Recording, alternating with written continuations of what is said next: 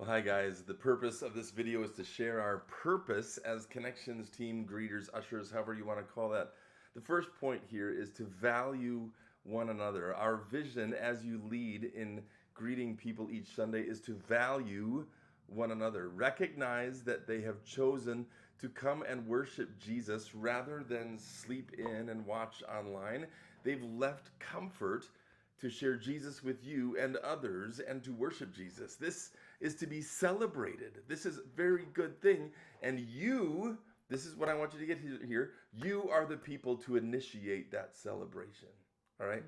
How much in this day do we need people that are engaging and valuing one another and excited that other people are in your presence? How much I love it when, if you can think of some people, and it's usually maybe just a handful of people that are excited when you are in that space with them. That is an exciting thing for you. You are that person now that needs to become that initiator. So yeah, to recognize the value and empower the opportunity for people you come into contact with to implement the value God has given those people to be used at NAC. Part of how you can value that person is to know their name. Just a simple thing, know their name. Write it down. If you've seen them here before, uh, just say, hey, I've seen you before, but I just don't know your name. Can you, that's a powerful thing when another person in this church knows my name. I'm becoming more entrenched. I'm becoming more engaged because you care to know their name. Write it down. Don't forget it and say it again the next time you see them. Another way to show value is to ask questions. Discover something about them that you didn't know, which leads us kind of into the second point. We call this role connections team because you are the connectors that discover people who are coming to NAC to become leaders who lead and care for others at this church. The second point is that your connections lead to discoveries that encourage and invite people to lead. That doesn't get done unless there is a relationship with people. And in that relationship, we discover the abilities of those people where they can go from being a spectator, just coming to church and leaving, to being an initiator, where they can become the person that gets on the whatever team and takes part in leading those things.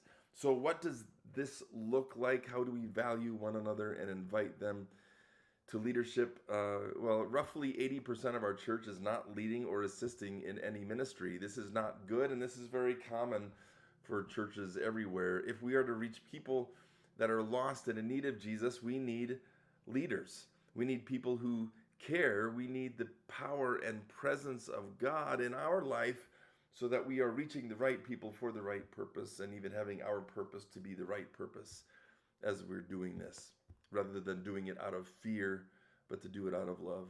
Generally, there are two spots to lead in both services. There is the door, and there is an opportunity to hand out bulletins as you say hello coming into the sanctuary or the gym.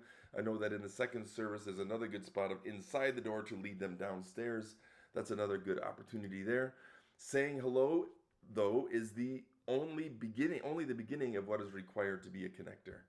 It is imperative that we say hello, but that isn't the goal. It's the beginning of the goal.